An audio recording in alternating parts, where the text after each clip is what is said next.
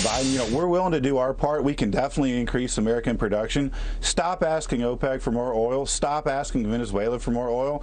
Ask Texas, ask North Dakota, ask Oklahoma. We can do it here with American jobs, but just get out of our way. Let us have the pipelines to transport the oil, get the permits through. Stop talking nonsense about leases when you guys don't know what you're talking about, and let us do it. Just get out of our way. We can do it here, and we can push the price down and produce more oil right here in America. Let's unleash America's energy, and let's do it right here, right now. But the White House refuses to admit its policies are hurting American energy independence or the price of gas. The CEOs of major oil companies have said they'll increase investment and production. They say there's nothing the U.S. government needs to do to incentivize them. My message is, it's time, in this time of war, it's not a time of profit. It's time for reinvesting in America. But Biden's messaging on domestic oil production is inconsistent at best. North Carolina Congressman Ted Budd joins us now. Congressman, great to have you here. Thanks so much for being here. You just heard that, Joe Biden. Joe Biden once said something much different. Take a listen. Where is most of the cost now? The cost is finding in gasoline, even though I was able to bring it down 12 cents a gallon, will come down more, I believe. But kiddo, I want you to just take a look, okay? You don't have to agree, but I want you to look in my eyes. I guarantee you, we're going to end fossil fuel, and I am not going to cooperate with it. I mean, Congressman, which Biden do we believe? Well, the one we're seeing right now, you can always reverse engineer, and you can see what his actions are, and he is hurting the American people. Anything that we get in the grocery store, anything that we eat, anything that you purchase always comes by truck.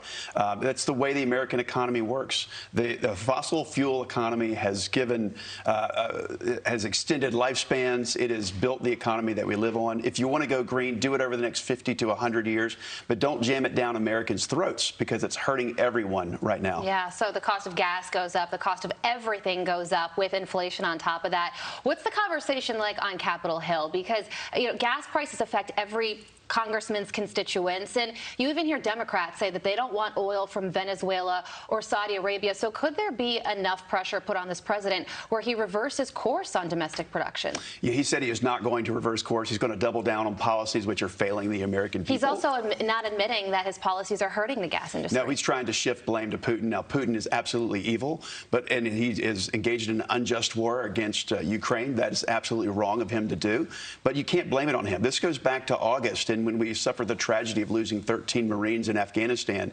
It was an unforced error on the part of Biden. Just a month after that, we minted a new Marine into our family, so we had just tremendous concern, as family, and I'm sure those with those service members and for their families are terribly concerned. Hundreds more were maimed, but it telegraphed to the rest of the world. And see, we're not just having problems right now when it comes to Russia and their invasion of Ukraine. We're concerned about China and regarding Taiwan, and now nuclear testing going on. That's actually been going on for many, many weeks since the beginning of the year in North Korea. Yeah. And now we're asking to buy oil from Iran. Those are four bad actors that we should not be kowtowing to, trying to increase our own oil supplies. We need to be doing it right here in the United States. We have hundreds of years left of natural gas and oil.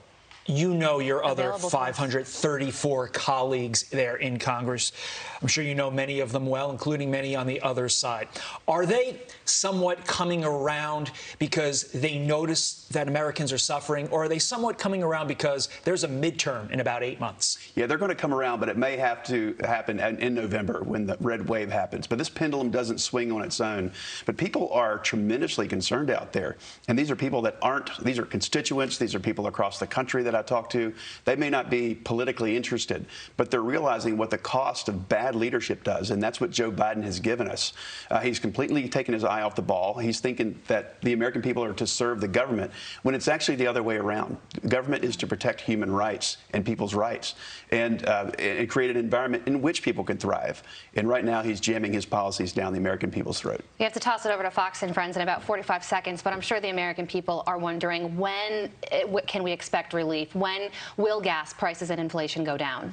When we can create a future expectation of lower prices. And right now, all current decisions are made on future expectations. And so when we remove the hostile energy price policies of the Biden administration, that's when it's going to go down. We can fix it today by removing those awful policies of the Biden administration. He can solve it beginning today.